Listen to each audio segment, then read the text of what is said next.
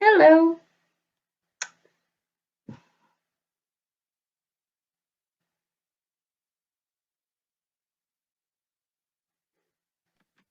Hello, darling.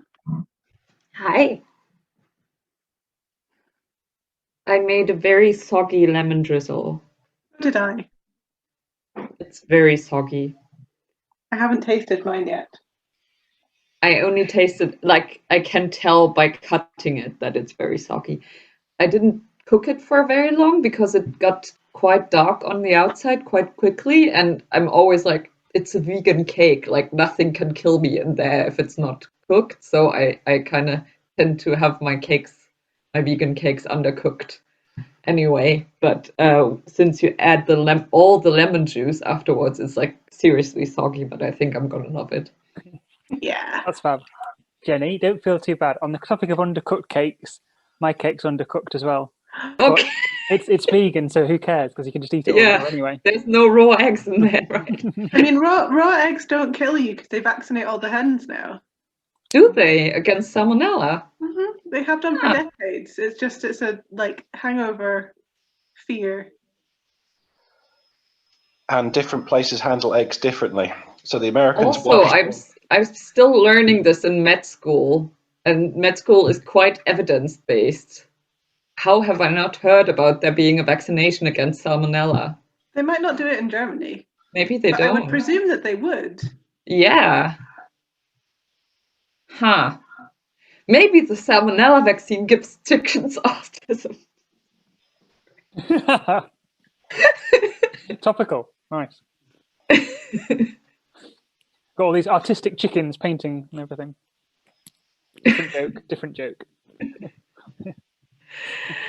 I don't know.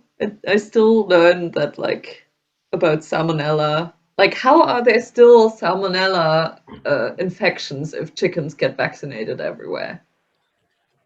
Vaccines are not 100% effective. Yeah. Plus, as I say, I think different countries handle it differently. I know the Americans do something to their eggs that mean you have to keep them in the fridge. That you don't have to keep they wash them at the farm. Yeah. Which washes the protective coating off the outside. It also means they go off quicker. Ah. More air gets in. Okay. Yeah, I think it also depends on where you've imported the stuff from. Like, local is probably okay in Germany, but like poultry from who knows where, maybe not vaccinated. I mean, but I don't know. I'll have to research it. Yeah. At any rate, I'm still learning about salmonella infections through undercooked or undercooled animal products. Okay. Well, if it makes you feel any better on the cake front, mine also failed a bit. I added candied ginger to it, and it just stuck to everything. It's lovely, but it just falls to bits. I mean, mine's not failed. It's just very soggy, and I like it. Not everybody would like it, but I like it. It's just what's soggy? What do you think is soggy? You scamp. You scallywag. What did you say, Jenny? I just said, what do you think is soggy? I mean, I watched an episode of Good Omens earlier, and David Tennant with ginger hair. I am soggy, but so is my.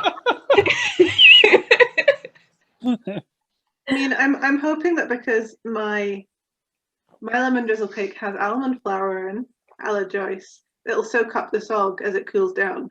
Mine has almond flour as well, but it didn't soak up the sog. Oh. But it's so soggy. I hope like that, Jenny. How's yours, Mike? Good. A bit undercooked, but it's vegan, so yay, it doesn't matter. Yay! That's what we're talking about. Mine's vegan too, so who cares if it's soggy? I do quite like a soggy lemon drizzle, though, where you get a soggy lemony corner. That's really good. I saved that corner for last. I've only had a tiny, tiny square of ours so far, just to test. And I think it's okay. I think it's holding together.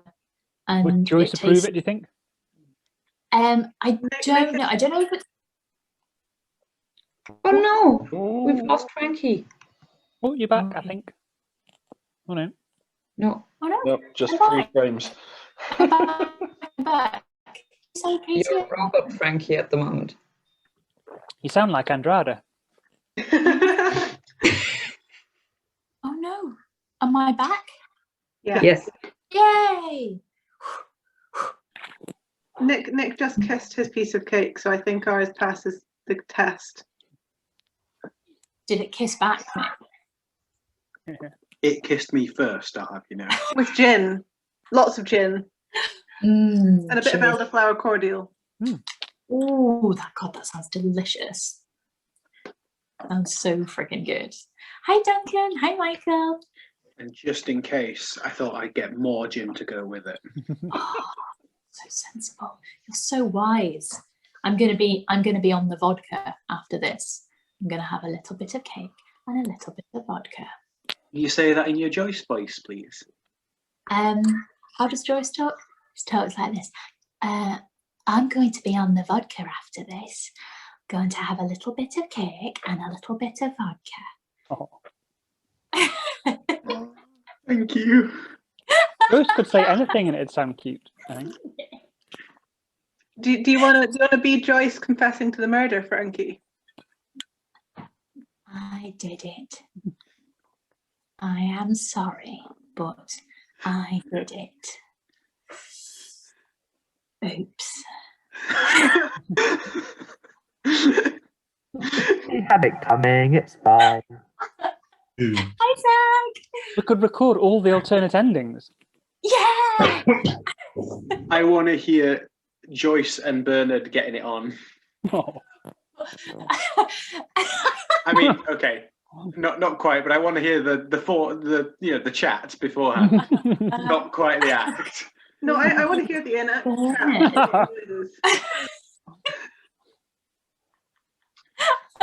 I want to hear Joyce talking dirty to Bernard. Tell you what, Nick, how about this? Next time we're at a dance event together, when we have a dance, I'll dirty talk in your ear like Joyce the whole time. I think that'd make us soggy. Oh, I'm already soggy. Oh, Oh dear. soggy oggy over here.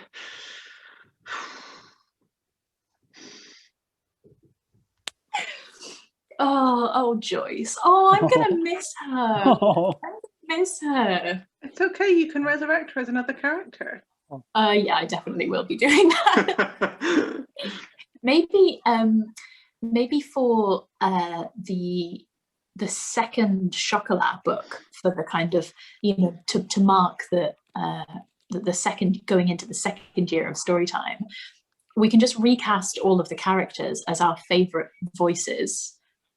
So we can have Jackram, we can have Callanish, we'll have Joyce, Mr. Collins. Oh.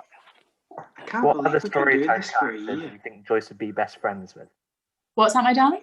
What other Storytime character or Mrs. Bennet. Oh, do you think? I think Joyce and Mrs. Bennet could have a good natter together. I feel like Joyce and Lizzie would get on. I think with Mrs. Bennet, Joyce would just be rolling her eyes. Yeah.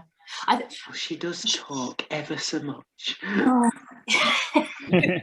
She is quite stupid, I think.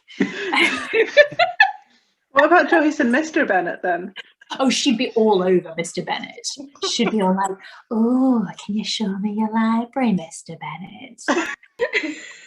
No, Joyce has made some very astute observations every now and then. Yeah. Mr. Bennet should join the Thursday Murder Club.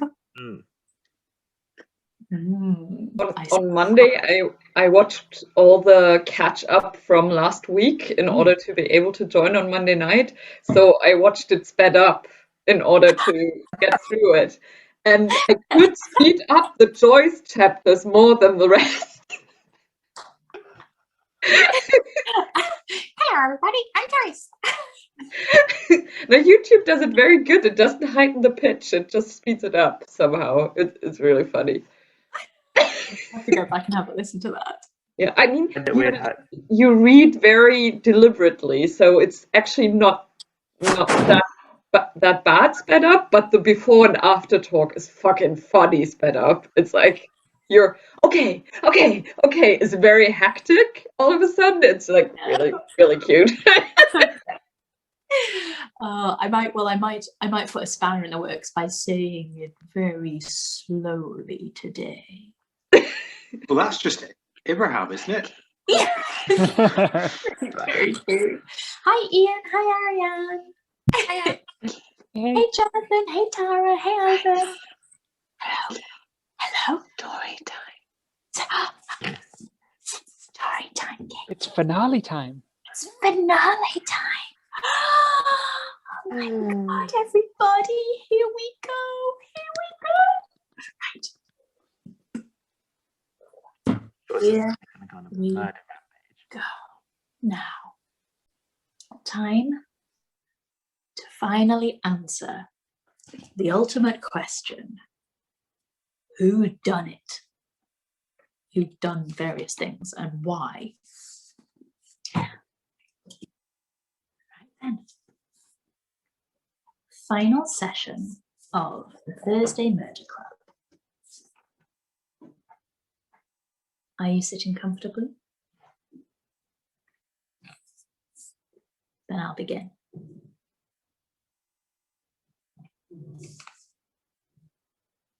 "109. Chris is alone. The remains of a takeaway curry are in front of him. Michael Van Goen dispatched Peter Wright by 6 sets to love, finishing the darts early. So now there is nothing on TV and no one to watch it with. He is wondering whether he should go to the 24-hour garage for some crisps, just to take the edge off. His phone buzzes. That's something at least. It's Donna. Might watch Jason Ritchie's Famous Family Trees on catch-up. You fancy? Chris looks at his watch. It's nearly 10. Why not? Another buzz. And wear your dark blue shirt, please. The one with the buttons. Chris is used to Donna by now, so he does as he's told. As always, he gets changed without looking in a mirror, because who wants to see that? He texts back, "Yes, Mom, anything for a bit of Jason Ritchie. On my way." Donna's date had clearly not been a roaring success.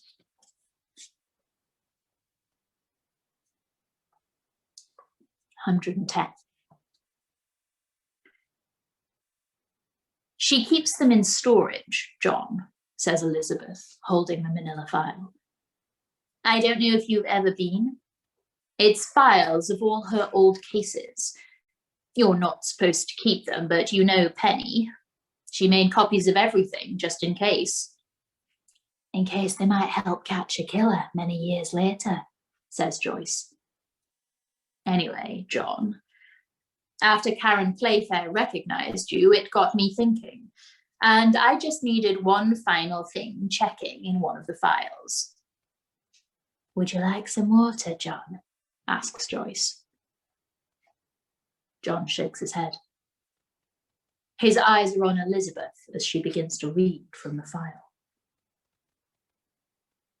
"There was a case in Rye in 1973. Penny must have been very junior.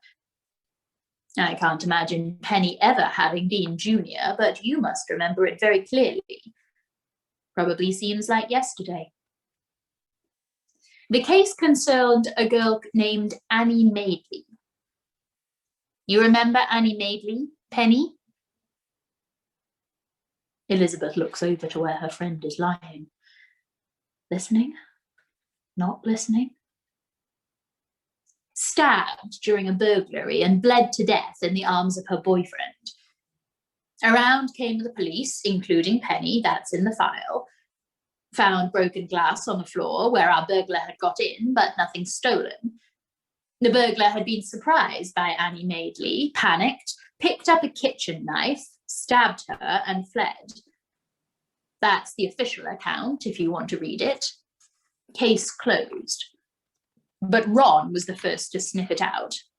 He didn't like it one bit. "It stunk, Johnny," says Ron.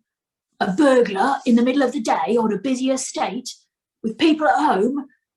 You might burgle on a Sunday morning while everyone is at church, but not Sunday afternoon, not the done thing." Elizabeth looks over to her friend. "You must have thought that too, Penny. You must have known the boyfriend had stabbed her, waited for her to die, then called the police." She dabs Penny's dry lips. "We started looking into it months ago, John. The Thursday Murder Club. No Penny, but we carried on. I was surprised we never looked at the case before, surprised Penny had never brought it in. We started looking at it, John, seeing if the police had got it wrong all those years ago. I read the report on the knife wound and it didn't seem right to me, so I asked Joyce about it.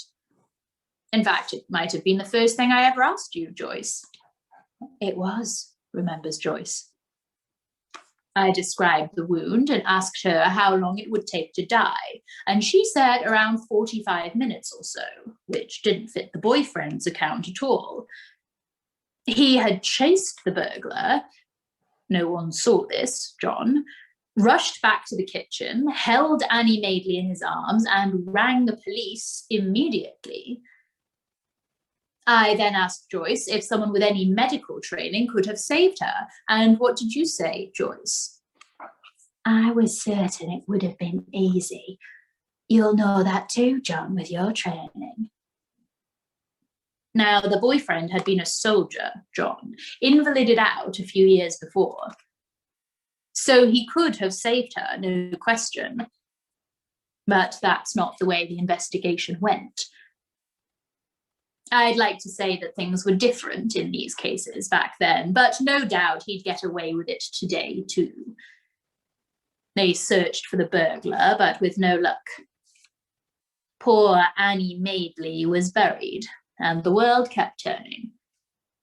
The boyfriend disappeared shortly afterwards, in the middle of the night, with rent owing, and we come to the end of the file. "So we were looking into all of this, but then events took over, of course," says Ibrahim. "Mr. Curran, Mr. Bentham, the body in the graveyard. We put the case to one side while we had a real murder right in front of us." "But we all know we don't come to the end of the story, don't we, John?" says Ron. Elizabeth taps the manila file. "And so I sent Ibrahim off to look at the file with one question. Can you guess what it was, John?" John stares at her. Elizabeth looks at Penny. "Penny, if you can hear, I bet you know the question." "Peter Mercer," that was the name of the boyfriend. Peter Mercer. I asked Ibrahim to find out why Peter Mercer had been invalided from the army. And if you hadn't guessed the question, I bet you can guess the answer, John. Have a go. It's all too late anyway. John buries his head in his hands, drags them down his face and looks up. "I assume, Elizabeth, it was a gunshot wound to the lower leg." "It was just that, John." Elizabeth pulls her chair nearer to Penny, takes her hand and speaks to her quietly and directly. Nearly 50 years ago, Peter Mercer murdered his girlfriend, then vanished into thin air. And everyone thought he'd got away with it. But it's not really all that easy to get away with murder, is it, Penny? Sometimes justice is waiting just around the corner, as it was for Peter Mercer one dark night when you paid him a visit. And sometimes justice waits 50 years and sits beside a hospital bed holding the hand of a friend. Had you just seen one too many of these cases, Penny? Tired of it? And tired of no one listening? When did she tell you, John? Asks Joyce. John starts to cry. When she was first ill. John nods slowly. She didn't mean to tell me. You remember how she was, Elizabeth? The mini strokes? Yes, remembers Elizabeth. They were very gentle at first. Nothing too alarming, unless you knew what they were. But poor John had known exactly what they were. She would say all sorts of things, see all sorts of things. Plenty of make-believe, and then the present sort of disappeared and her mind would go further and further back. Kept spooling back until it found something familiar, I suppose. Just looking for something that made sense, because the world around her had stopped making sense. So she'd tell me stories, sometimes from her childhood, sometimes from when we first met. And sometimes from her early days in the police, prompts Elizabeth. All things I'd heard before at first. Things I remember from the time, old bosses, little scams they'd pulled, fiddling expenses, pub instead of court, the sorts of things we'd always laughed about. I knew she was adrift, and I wanted to hold on to her as long as I could. Do you understand? We all do, John, says Ron. And they do. So I would keep her talking. The same stories over and over again sometimes. One reminding her of another, reminding her of another, reminding her of the first one again, and round we'd go. But then... John pauses and looks at his wife. You say you don't really think Penny can hear you, John, says Elizabeth. John shakes his head slowly. No. And yet every day you come here. You sit with her. You talk to her. What else is there for me to do, Elizabeth? Elizabeth understands. So, she was telling you stories. Stories you knew. And then one day... Yes. And then one day, it was stories I didn't know. Secrets, says Ron. Secrets. Nothing awful, only little things. She'd taken money once. A bribe. Everyone else had taken it and she felt she'd had to. She told me that as if she had told me many times before, but she hadn't. We all have secrets, don't we? We do, John, agrees Elizabeth. She'd forgotten what was a funny story and what was a secret. But there must have been something still working, a final lock on a final gate. The last thing to give. The worst secret of all. John nods. By God, she held on to it. She was already in here. You remember when they moved her in? Elizabeth remembers. Penny had gone by this time. Conversations were snippets, incoherent, sometimes angry. When would Stephen come in here? She needed to get back to him. Just get this done and go home and kiss her beautiful husband. She didn't even recognize me by then. Well, she recognized me, but she couldn't place me. I came in one morning, about 2 months ago, you know, and she was sitting up. It was the last time I remember her sitting up. And she saw me, and she knew me. She asked what we were going to do, and I didn't understand the question, so I asked her, do about what? Elizabeth nods.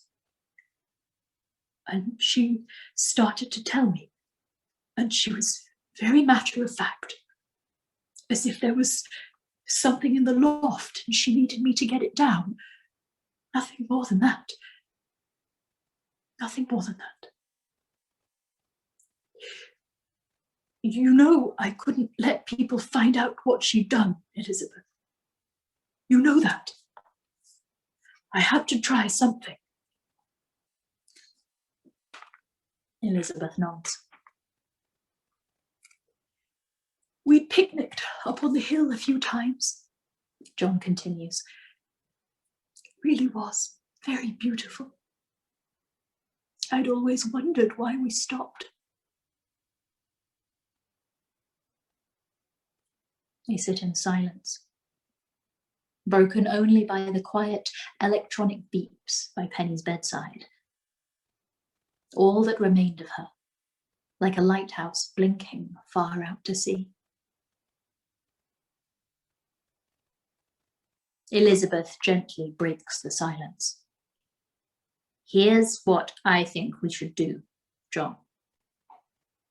I'm going to get the others to take you home. It's late. Have a sleep in your own bed. If you have letters to write, then write them. I'll come with the police in the morning. I know you'll be there. We'll step outside for a moment so you can say goodbye to Penny. The four friends step outside, and Elizabeth watches through the clear border of the frosted window in Penny's door as John holds his wife in his arms. She looks away. You'll see John back safely, won't you?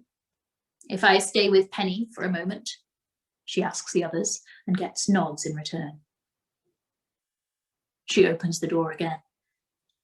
John is putting on his coat. Time to go, John.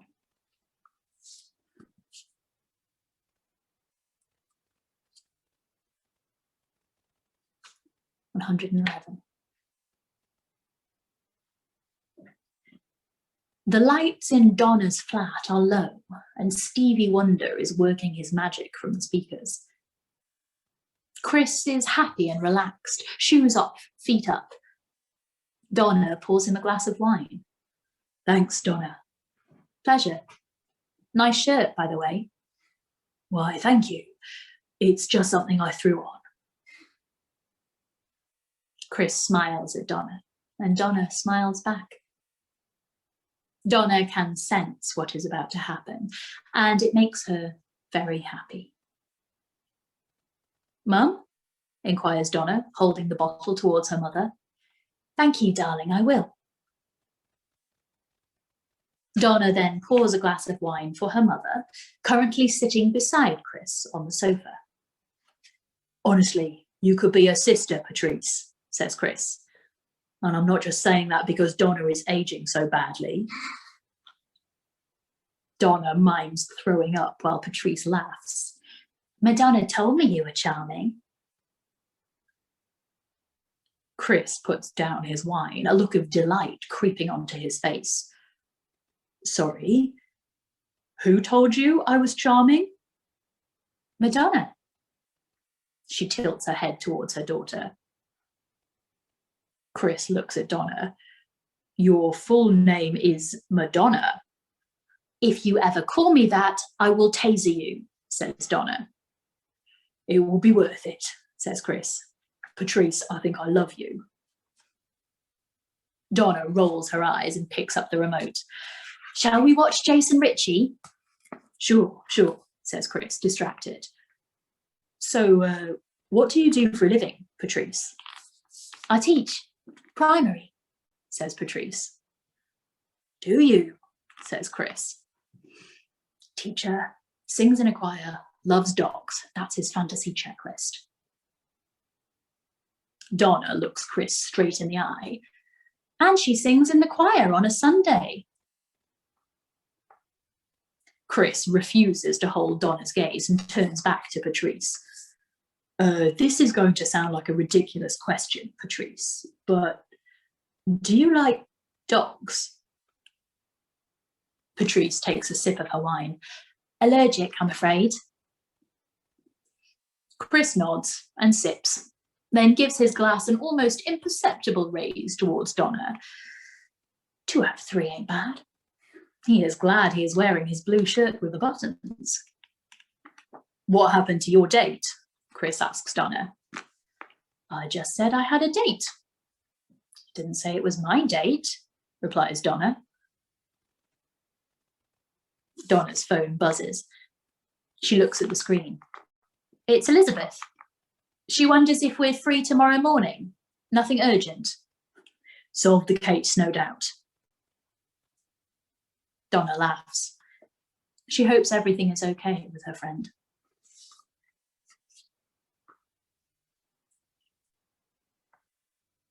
$112.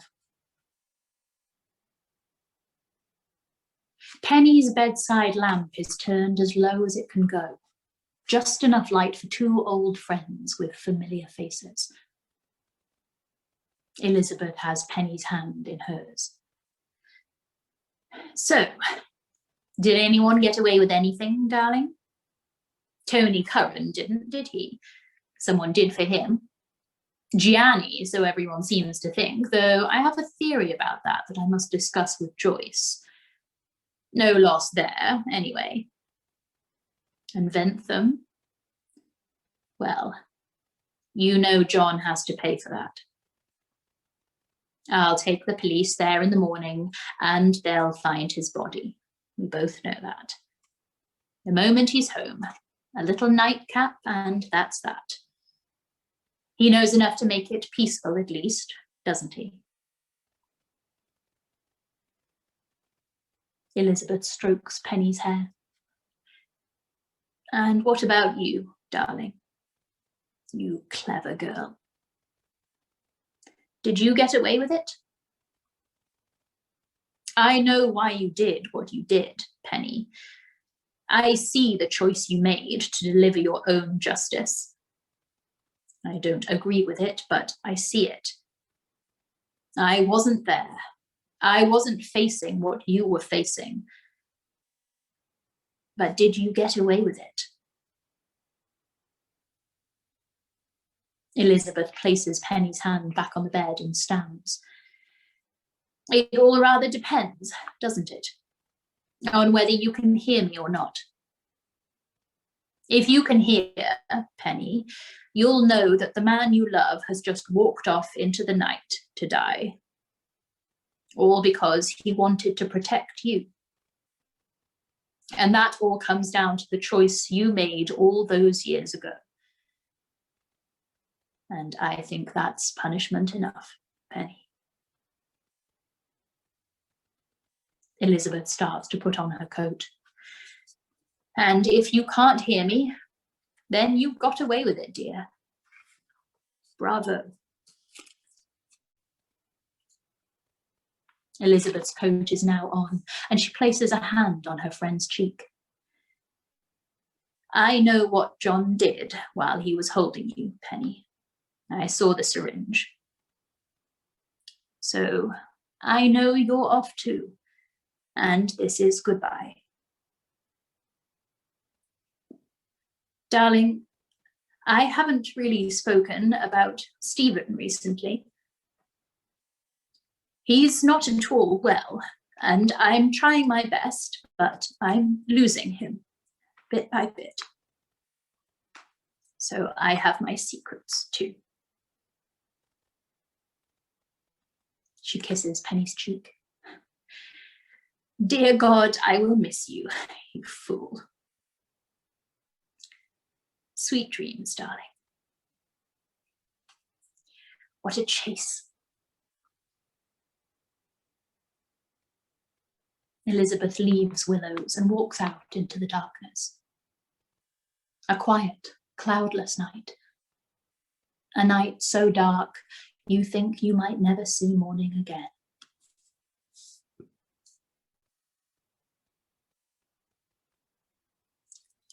(113). Chris takes a taxi home and walks the long walk up to his flat. Is it the booze, or is he a little lighter on his feet? He opens his front door and surveys the scene. A few things would need to be tidied away, for sure. Take the recycling out, maybe buy some cushions and a candle. The bathroom door still stuck whenever it was opened, but nothing that a bit of sandpaper and hard work wouldn't fix. Go to Tesco's, buy some fruit, put it in a bowl on the dining table. Of course, also buy a fruit bowl. Clean the bedding, replace toothbrush. Buy towels? That should do it. Just enough to convince Patrice that he was a regular human being and not a man who had given up on life. Didn't take much. Then he could send her a text, invite her round for dinner while she was in Fairhaven. Flowers? Why not? Go crazy. Chris switches on his computer and waits for his emails to load. A bad habit, checking in before bedtime, delaying bedtime, usually.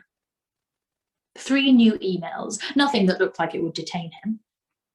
One of his sergeants was doing a triathlon, a cry for help for which he expected to be sponsored. An invitation to the Kent Police Community Awards Night. Bring a guest. Did that count as a date? Probably not. He would check with Donna. Then an email from an account Chris didn't recognise. Didn't happen often. Chris kept his personal account as private as one could these days. From Kyprios Legal, subject strictly private and confidential. From Cyprus. Had they found Gianni? Were solicitors warning the police off? But why would it come to his personal account? No one in Cyprus had this email address. Chris clicks on the email. Dear Sir, our client, Mr. Kostas Kunduz, has asked us to forward this correspondence to you. Please be advised that all and any information included in this correspondence is to be treated as confidential. Please direct any reply to our offices. Your faithful sergeant, Gregory Ioannidis, Kyprios Associates. Kostas Kunduz. Kostas, who had laughed when Chris had handed him his card. Well, wasn't this turning into quite the evening? Chris clicks on the attachment. Mr. Hudson, you say my son came back to Cyprus in 2000. You have proof of this. I need to tell you that I did not see him then and have not seen him since. Not once. I have not seen my son. I have had no letter or no call from my son. Mr. Hudson, I am old. You have seen this with your own eyes. As you look for Gianni, you must know that I too look for him. I will never speak to a police officer, you understand, but I ask for help today. If you can find Gianni, if you have information of any type, there is great, great reward for you. I fear Gianni is dead. He is my son, and I want to see him before I die, or to know this is impossible and be allowed to grieve. I hope you accept this with compassion. I am asking you, please. Greetings, Kostas Kunduz. Chris reads it through a couple more times. Nice try, Kostas. Is he expecting Chris to share this with the Cypriot police? With Joe Cipriano? Surely he is. Does this mean the Cypriot police are getting close to Gianni? One last effort to throw them off the scent? Or is it what it says it is? A plea from an old man to find his missing son. In his younger days, Chris might have believed this, but he's seen too much, heard too much from people saving their own skins. Any story. And he knows where Gianni Kunduz was on 17th of June. Gianni is not dead. Gianni went home with Tony Curran's money. He changed his name, got a nose job, and whatever else his dad's money would pay for, and has been living it up ever since. Gianni is sunning himself somewhere in Cyprus, happy with his lot. Without an enemy in the world, now that Tony Curran has been dealt with. Kostas Kunduz will not be getting a reply. Chris shuts down his computer. He really wishes people would stop doing triathlons.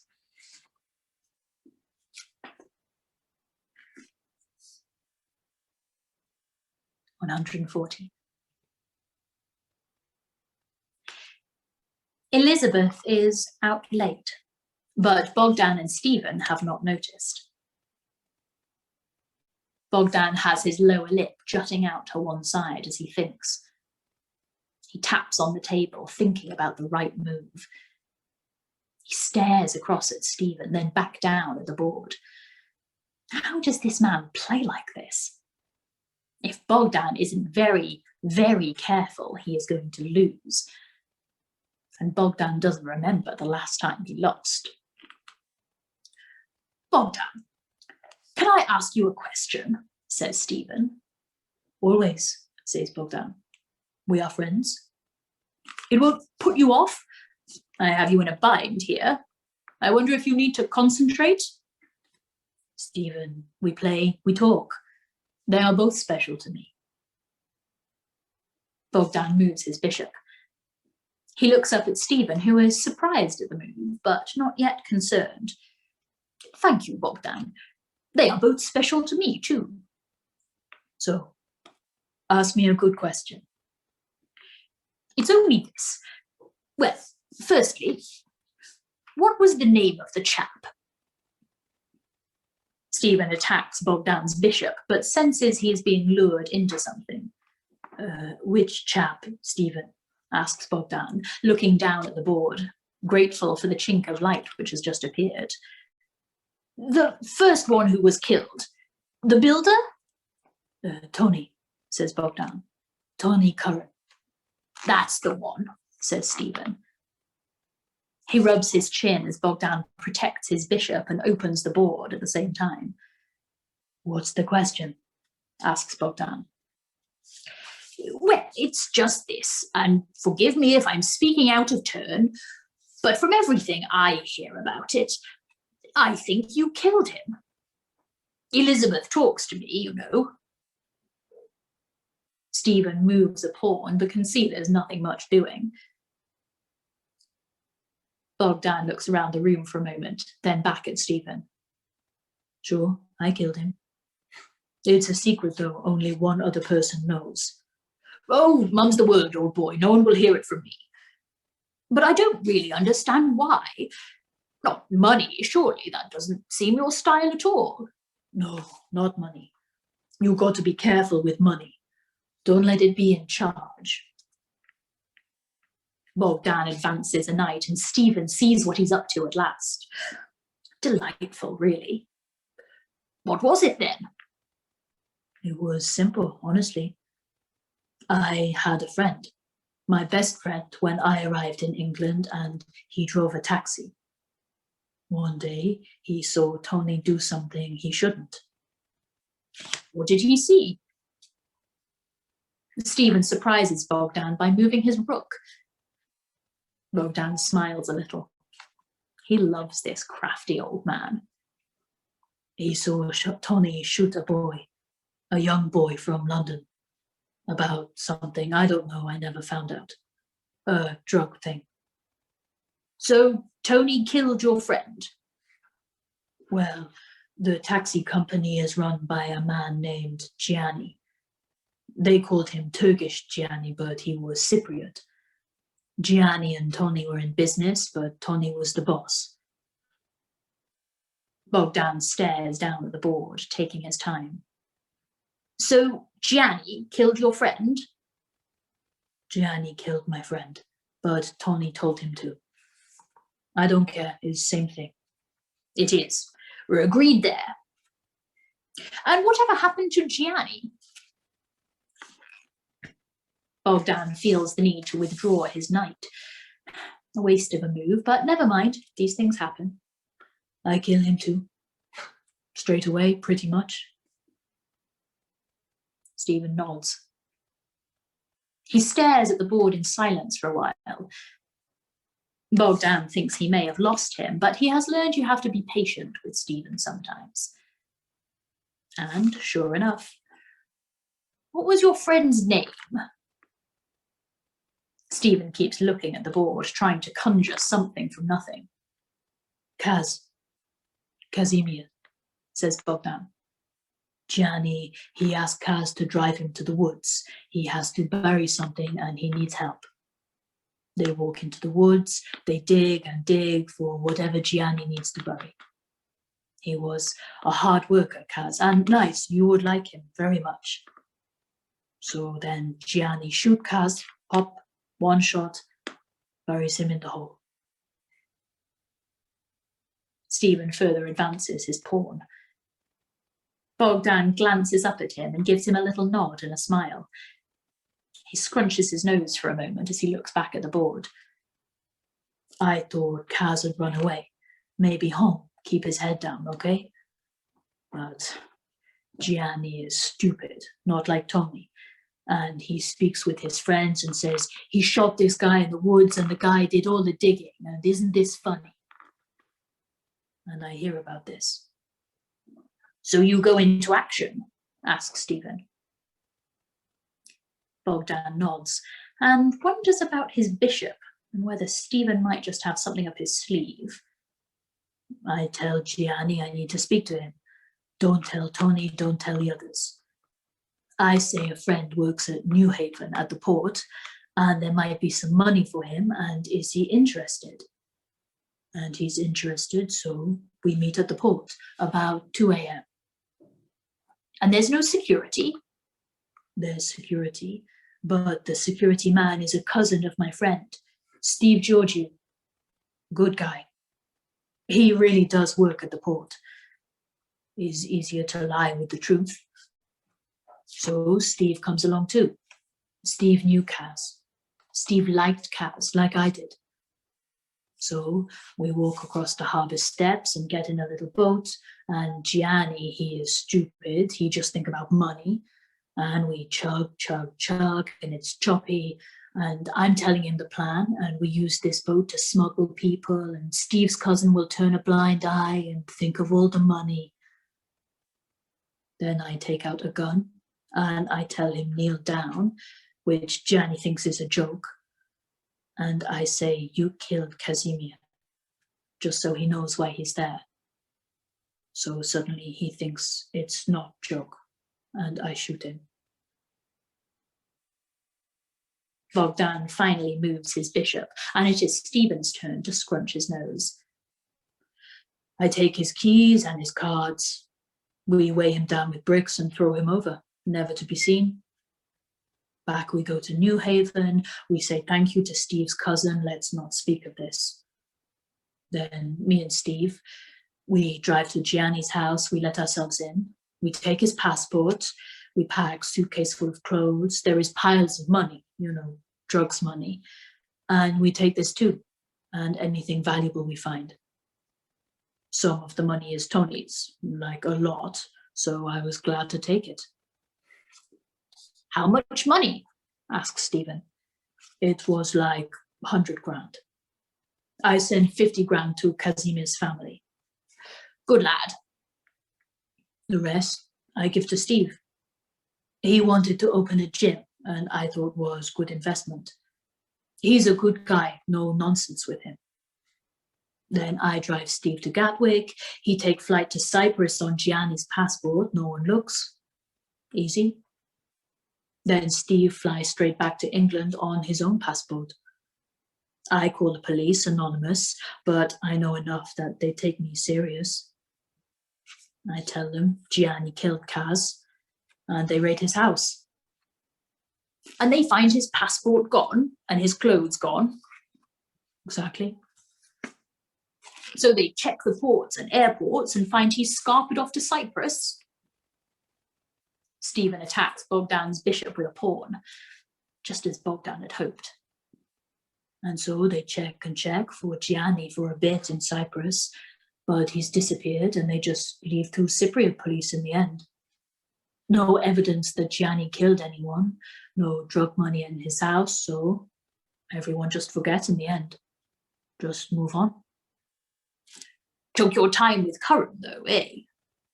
Always just waiting for the best time, just planning. I didn't want to get caught, you know? I should think that would be the last thing you'd want, yes, says Stephen. Anyway, a couple of months ago, I installed his surveillance system, the cameras, the alarm system, all of this. And I fitted the whole thing wrong, pretty much. Nothing recording. I see. And I thought, so now is the time. I can get in house, I got keys made, no one can see me. Bogdan attacks Stephen's pawn, opening up a front that Stephen does not want opened up. Stephen nods. Clever. Just after I did it, there's a ring, ring, ring at the door, but I stayed pretty calm, no worry. Stephen nods again and moves a pawn in quiet desperation. Good for you. What if they catch you? Bogdan shrugs. I don't know. I don't think they will. Elizabeth will work it out, old boy, if she hasn't already. I know, but I think she will understand. I do too, agrees Stephen. But the police would be a different matter. They are less easy to charm than Elizabeth. Bogdan nods. If they catch me, they catch me. But I laid a pretty good false trail, I think. A false trail? And how did you do that? Well, when we went to Gianni's house on that night, one of the things we took was a camera, so Bogdan breaks off as they hear a key turn in the door. Elizabeth back late from something or other. Bogdan puts a finger to his lips and Stephen does the same in response. She walks in. Hello, boys. She kisses Bogdan on the cheek and then holds Stephen in a tight embrace. As she does, Bogdan moves his queen and closes his trap. Checkmate. Elizabeth lets Stephen go and he smiles at the board and at Bogdan. He reaches out and shakes his hand. He's a crafty bugger, this one, Elizabeth. A grade A crafty bugger. Elizabeth looks down at the board. Well played, Bogdan. Thank you, says Bogdan, and starts to set the pieces back up again. Well, I have quite a story for you both, says Elizabeth. Can I make you a cup of tea, Bogdan? Yes, please, says Bogdan. Milk, 6 sugars. Coffee for me, love, says Stephen. If it's not too much trouble. Elizabeth walks into the kitchen. She thinks about Penny, surely dead by now. That was how it ended, in an act of love. And she thinks about John settling down to a final sleep. He had taken care of Penny, but at what cost? Is he at peace? Is he out of his misery? She thinks of Annie Madeley and everything she has missed. Everyone has to leave the game. Once you're in, there is no other door but the exit. She reaches for Stephen's temazepam, then pauses and puts them back in the cupboard. Elizabeth walks back to her husband. She takes his hand in hers and kisses him on the lips. I think it might be time to cut down on the coffee, Stephen. All that caffeine. It can't be good for you. Quite so, says Stephen. Whatever you think is for the best. Stephen and Bogdan begin another game. Elizabeth turns back to the kitchen, and neither man sees her tears.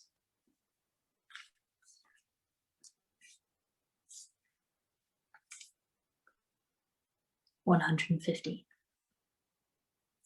Joyce. Sorry I haven't written for a while. It's been very busy around here. But I have a gooseberry crumble on the go, and I thought there might be a few things you'd want to know. They buried Penny and John the Tuesday before last. It was quite a quiet one, and it rained, which seemed about right. There were a few old colleagues of Penny's there.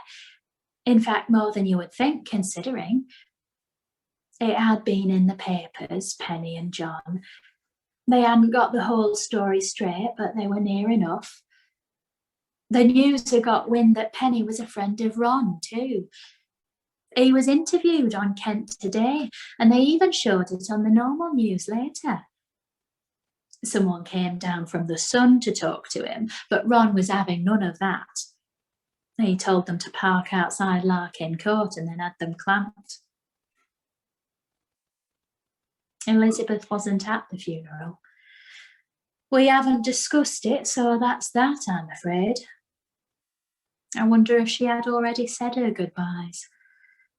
She must have, mustn't she? I don't even know if Elizabeth has forgiven Penny. I'm afraid I take the Old Testament view that what Penny did was right. That's just me, and it's not something I would say out loud, but I'm glad she did what she did. I hope Peter Mercer was alive long enough to know what was happening to him. Elizabeth is a good deal cleverer than me and will have thought about it more, but I can't see that she could really blame Penny for what she did. Would Elizabeth have done the same? I think so. I think Elizabeth would have got away with it, though. But I do think Elizabeth must be sad at the secret. There were the two girls, Elizabeth and Penny, and their mysteries, and all the while Penny was the biggest mystery of all. That must hurt Elizabeth. Perhaps one day we'll talk about it. Penny killed Peter Mercer, and she kept it from John all her life, until dementia broke her. And once John knew, he had to protect her. That's love, isn't it? That's what Jerry would have done for me. Because Peter Mercer murdered Annie Madeley, Penny murdered Peter Mercer. Because Penny murdered Peter Mercer, John murdered Ian Bentham. So it goes, I suppose. And at least now it's done. I wish peace on Penny and John, and I wish peace on poor Annie Madeley. For Peter Mercer and for everything he caused, I wish nothing but torment. The police have yet to find Turkish Gianni, by the way, but they're looking. Chris and Donna have popped over here a couple of times. Chris has a new lady friend, but is being coy about it for now, and we can't get Donna to talk. Chris says they'll catch up with Gianni eventually, but Bogdan was round to fix my power shower the other day, and he says Gianni is too smart for that. If you really want my view, Gianni is far too convenient. Gianni came over and killed Tony for informing on him all those years ago. Why would Tony have informed on him? For his part in clearing up a murder that Tony committed? That makes no sense to me. No, the only person too smart to be caught around here is Bogdan. Don't you think he killed Tony Curran? I do. I'm sure he had a good reason, and I look forward to asking him. But not until he's fitted my replacement window, because what if he takes offence? I wonder if Elizabeth suspects him too. She certainly hasn't mentioned chasing down Gianni recently, so perhaps she does.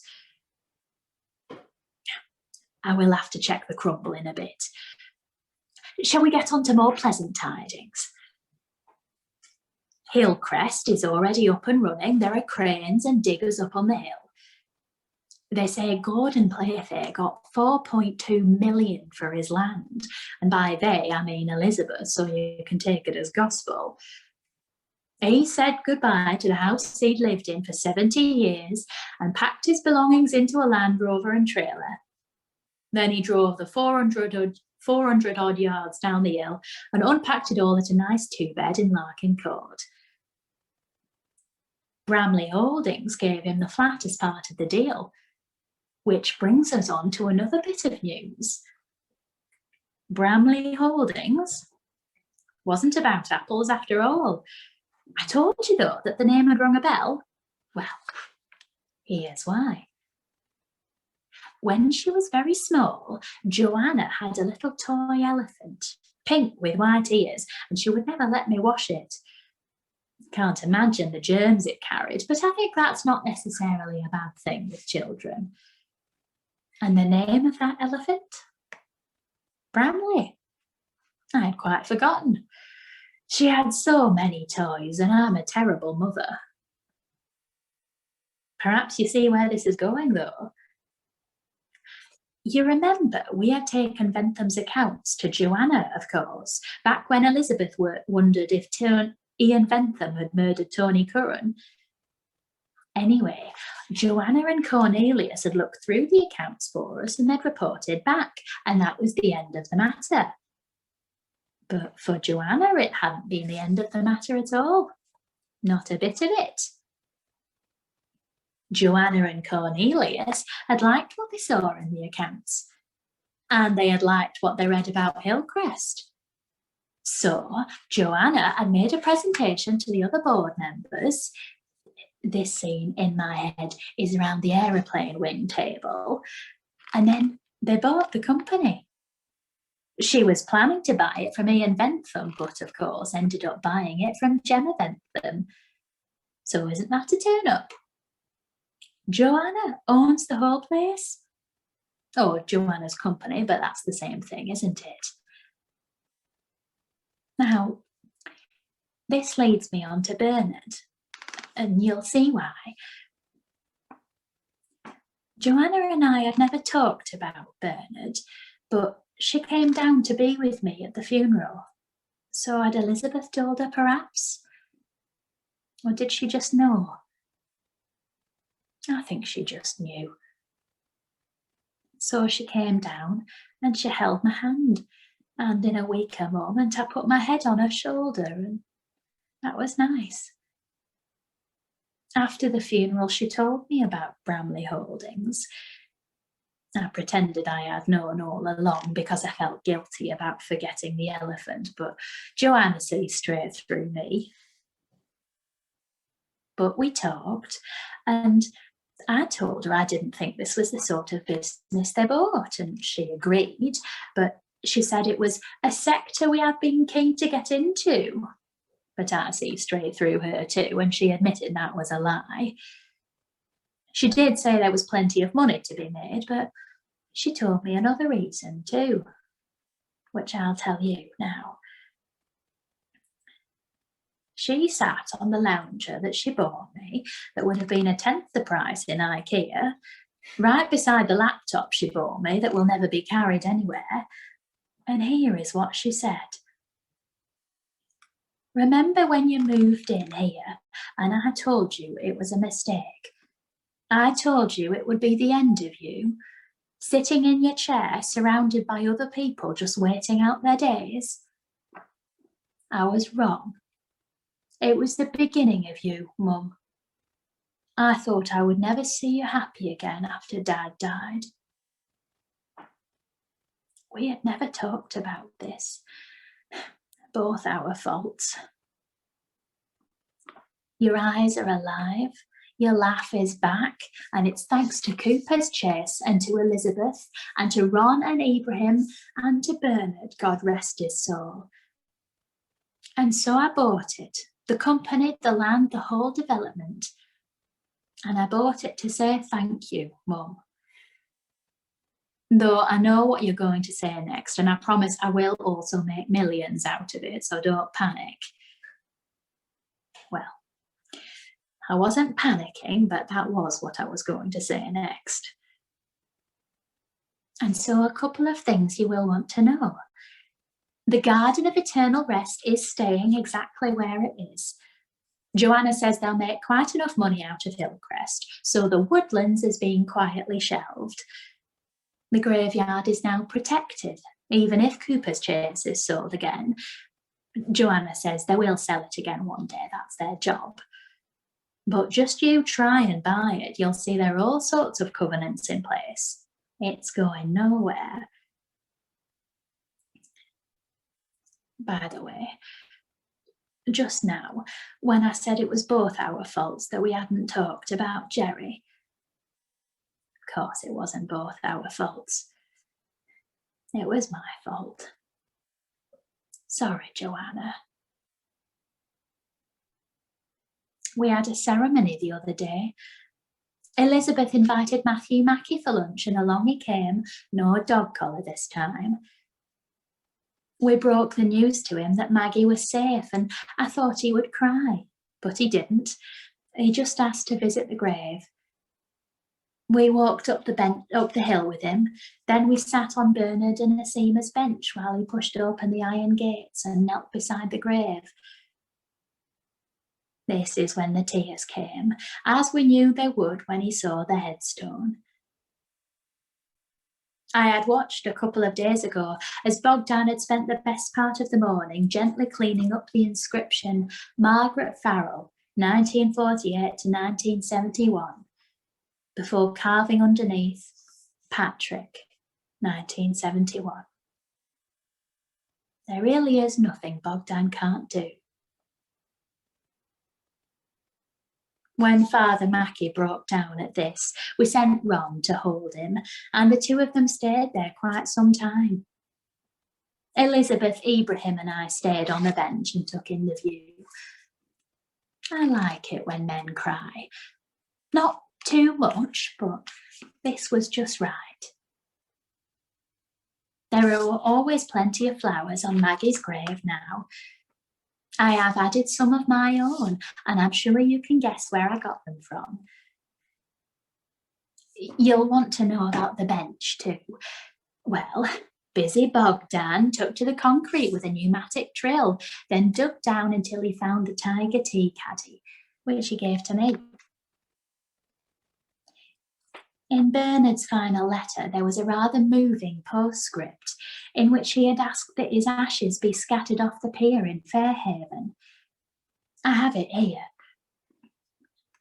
Part of me and part of Asima will always be together, right here. But she is floating free in holy waters, so let me drift on the tide until one day I find her again, he had said. Very poetic, Bernard, I'm sure. Too poetic. You and I know Bernard well enough to know that this was sentimental bunk. It was a message to me, and it wasn't exactly the Enigma code. I wonder if Bernard might have thought I was a little thick, but I suppose he wanted it spelled out just in case. Anyway, I knew Bernard had given me my instructions. Sufi and Majid had stayed at an airport hotel after the funeral because that's their way, and I had offered to keep Bernard's ashes safe until they headed down to Fairhaven. When will these two learn? I had Asima's ashes in the tea caddy, and I had Bernard's ashes in a simple wooden urn. I took out my scales, proper ones because I don't trust the electronic ones. I was very careful tipping out the ashes because, much as I liked Bernard, I didn't want him all over my worktop. Within minutes, and with the help of a couple of intermediary bits of Tupperware, I feel a bit guilty about that, the deed was done. In the tiger tea caddy that they had both wanted to buy each other for Christmas was half Bernard and half Asima. The next day, we buried the tea caddy back under the bench where it belonged. We asked Matthew Mackey to bless the site, and I think he was touched to be asked and did a lovely job. And in the urn, half Asima and half Bernard. And unbeknownst to them, that's what Sufi and Majid took to Fairhaven the following day, so Asima could finally float free, but still in the embrace of the man she loved. We didn't join them as we didn't really want to interfere. I honestly don't know what to do with the Tupperware I used. If you've used 2 Tupperware containers to help mix the ashes of a dear friend and a woman he loved without letting their children know, is it more disrespectful to keep them or to throw them away? This is honestly not the sort of thing I had to worry about before I moved to Cooper's Chase. Elizabeth will know what to do. Talking of Elizabeth, she rang me earlier to say that someone had slid a very interesting note under her door. She wouldn't say what it was, but she said she'd have to pay someone a little visit, and then she could tell me. What a tease. Well, it is Thursday, so I must be on my way. I worried that after Penny, we might stop meeting, or perhaps it would feel different. But that's not really how things work around here. Life goes on until it doesn't. The Thursday Murder Club goes on meeting, mysterious notes are pushed under doors and murderers fit replacement windows. Long may it continue. After the meeting, I will pop over and see how Gordon Playfair is settling in. Just being a good neighbour before you ask. And right on time, there's my crumble. I will let you know how everything goes. The end.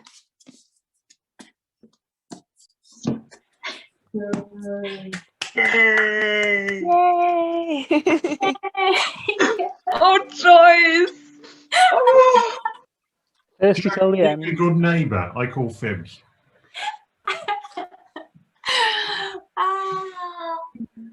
Yay! Oh, my heart, Joyce! Oh.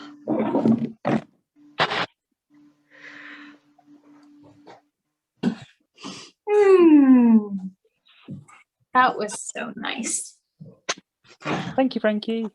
What a good day. You're most welcome, my darling. Thank you for Thank you, coming. Frankie. Yay! I'm so glad you enjoyed it. I was really not enthused about this book when you announced it. I No? loved every moment of it. Yay! We're going to head up. My parents are here, but Ah. lovely to see you, and thank you so much for a delightful story. My absolute pleasure. Thank you for coming. Good night, my darlings. Good night, folks. Good night, Ash. So, who guessed that it was Bogdan? Me, Yay! because You I should have, yeah. picked up that he installed the security system. You did. Oh, yeah. She did, yeah. Yeah, I remember that. We all cycled through suspecting Bogdan at one point, I'm sure. Yeah. What was Bogdan's reason the first time we had to have the whole security camera? I can't remember. Just to steal Tony Curran's business because he wanted to be the. We thought he wanted to be the the builder at Cooper's Chase.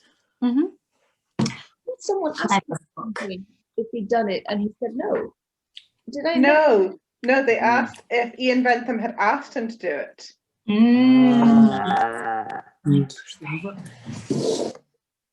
Oh, is that how it was? So if they asked a different question in like chapter 3, it could have been over like 5 chapters. Cheers, everybody. Cheers. Cake time. Let's see cake. Oh, such a good. But yeah, I made the recipe that Katie shared, and it's so lovely. Yeah. Yeah. What is that, Frankie? What's the cake? Lemon vodka drizzle cake. Oh. Yay. Very good. It's turned out well. Night, Ivan. Bye, Ivan. We didn't have any vodka, so we had to put gin in ours, but we didn't think Joyce would mind. I think Joyce would probably be okay with that. Yes. Mine was totally alcohol free. It was so soggy and it was so lemony and it was so good. Yay! It was so incredibly lemony. I've never eaten a cake as lemony as this one. Oh, Yeah, delicious. mine too. I loved it. Lemony. I did a lot of zesting. Yeah. I got my dad to do the zesting. I really like zesting, you know, like good, sturdy, knobbly, hard lemons, I think are a joy to zest. And I hate zesting, you know, like kind of shitty, sad, squishy, thin-skinned, like supermarket lemons. That is the pits. That is like just trying to zest a satsuma. You're like, no, this is. Yes. Yes, yeah, and you like scrape it and it just kind of goes. What does it do, Frankie? So, do you have a zester or do you use a grater? What's both. a zester? It's like a specially not just like a coarse grater. Okay. But no, ours is like a little claw that you claw. Yeah, like a lemon zester thing. Yeah. Oh, like a cocktail zester. Yeah. Yes. But trying to use one of those on a satsuma is even worse. So frustrating. It just goes. It's like, oh. Ugh. Well, I have a really cool grater. I need to show it to you. It's really We do. We need to see it. Yeah. So these are like lemon fizzle cakes, and they've got popping candy on top. So you make like drizzle, and then you put popping candy on top of it. Nice. Oh God, I'm a bit weak for popping candy. Ooh.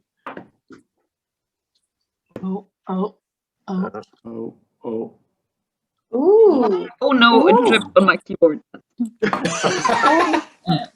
Is that a garlic grater? It's for everything, like garlic, but it worked really well for that. Cool. Is it ceramic? Yeah. But with little ridges on. Jenny, you're muted. You're muted, Jenny. You're muted, Jenny, sweetheart. And wiping the keyboard.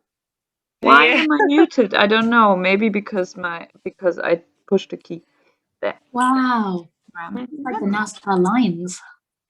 It's so pretty, but it's also not very practical. I mean, it works really well for grating, but then try getting stuff out of there. It's like.